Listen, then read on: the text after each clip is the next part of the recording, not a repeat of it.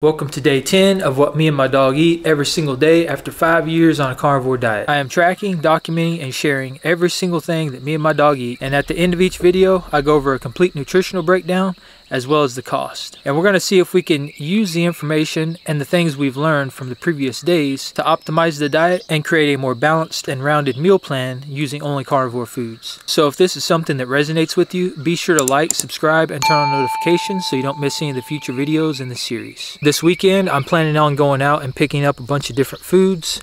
I'm going to try and pick up some stuff for adding variety to the diet. And I'm going to take you through everything that I buy, and then we'll actually try to structure it out to where we just mix and match foods every single day until we've basically balanced everything out. So that's the plan moving forward. But with that said, I'm going to finish this water off, and then I'm going to go in here. I'm going to make my seafood breakfast. For breakfast, I have one 5-ounce wild-caught salmon fillet and one 6-ounce wild-caught salmon fillet. And I also have one 8-ounce can of whole oysters from Kroger. I don't think these are wild-caught, but this is all I have, and it's not going to kill me to have these one time, so this is what I'm going to eat. And I'm also going to throw in one can of Beach Cliff wild-caught sardines. So these are skin-on fillets, so what I'll do is I'll just put some duck fat on the skin side, and then I'm going to cook these on my grill on this little grate right here, and I'll put some duck fat on that so it doesn't stick. But I always like to cook mine skin down, that way the skin gets really crispy, and they turn out really nicely that way.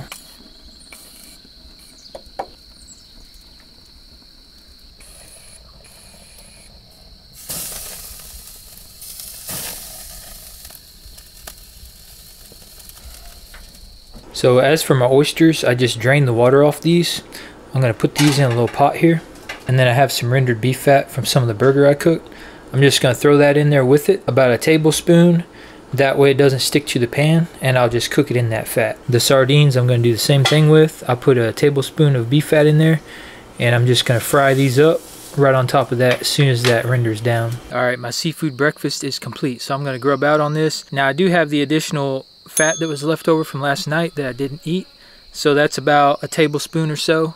So roughly I've got about 3 tablespoons of beef fat I'll end up adding to this meal. So manganese, that's one thing that we've been consistently low on, and I'm really curious if these oysters and this extra seafood is going to bump that up. But we'll dig into that later, and we'll find out after I eat dinner. Alright, it's time for supper for the pupper. Let's see what's on the menu. Alright, so tonight we have 12 ounces of chicken leg quarters. The leg bones have been deboned out of here, and there's chicken backs in here for some raw meaty bones. I get this for $1.79, so the total cost for this is $1.34. I've got 5 ounces of ground beef. This is 80/20. I get this for $2.99 a pound. The cost for this 5 ounces is 95 cents. I got 4 ounces of chicken gizzards with some chicken heart. I get this for $1.25 a pound. The total cost for this pile here is 32 cents. I have a large portion of mackerel here. This is 4 ounces.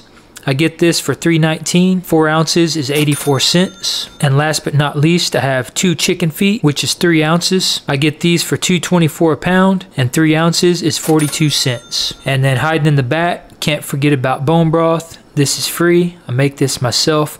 I'm going to heat this up and dump this right over top of all her food. And the total cost for 28 ounces of food tonight is $3.87. And that breaks down to $2.21 a pound. So even with the mackerel tonight, I'm still coming in much cheaper than I was paying for processed, quote-unquote, premium kibble.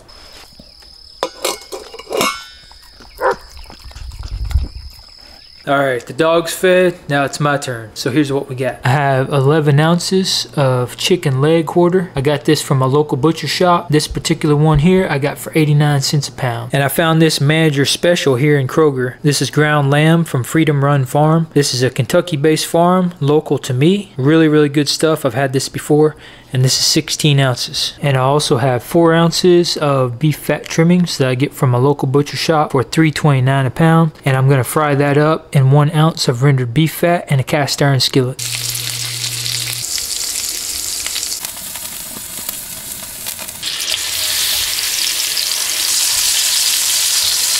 Alright, dinner is served. I'm going to dig into this, but before I do, let's talk about cost. So for the 11 ounces of salmon I had and the can of oysters, which was $3.19, breakfast came out to $7.15.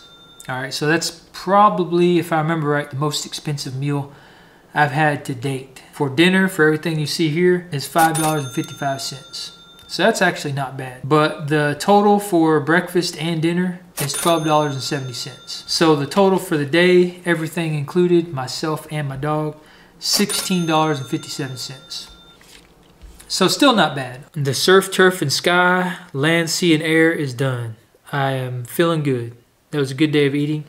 I'm pretty full after that meal, and I'm ready to talk nutrition, so let's get into this. So the total calories consumed for the day was 3,992, and I am 1,361 calories over for the day. Now, just an update, I did weigh myself again this morning. I was still 168 point something, and that doesn't seem to be moving, even though I've been eating at a surplus of roughly 1,000 calories and more for the past almost 2 weeks now. So with that said, my fat to protein ratio is 72% fat, 28% protein. Still hovering right around that 70-30 range, which I think is pretty optimal for me based off what I've been seeing the last week and a half or so. Protein consumed for the day, I got 267 grams of protein and 313 grams of fat. Vitamin C, I got 8% today. Not bad. It's been pretty much zero the past few days, so 8% is better than nothing, I guess. But I think I could bump that up, kind of like I did last week, just by adding in specific organs. I think chicken liver and heart specifically bumped that one up quite a bit. But there's other foods, I believe, that would probably bump it up as well. Fish roe, I think, would probably bump it up. Pork liver specifically, I think, is supposed to be pretty high in vitamin C, so I might have to get some of that and try it as well. And if you've been following carnivore for a while, you'll know that your nutritional requirement for vitamin C kind of goes down in the absence of carbohydrates and sugars. So again, I'm not concerned with this. I've been doing this 5 years. I've never had a problem with vitamin C, and I've never supplemented with it. Iron, 335% my RDA. B12, 26 times my RDA. So I'm good on both those. Calcium, 47%. Not too bad. I probably got quite a bit of calcium actually from the sardines I ate, even though that was only a little less than 4 ounces. They were bone-in sardines with the skin on as well. So the bones probably provided me with some calcium. I'm sure that's where that mostly came from. And moving forward, I'm definitely going to experiment with eggshell powder and some other things to see if we can bring that up to 100%, which should be really, really easy to do. Folate, 54%. That's really good for folate because it's been pretty consistently low.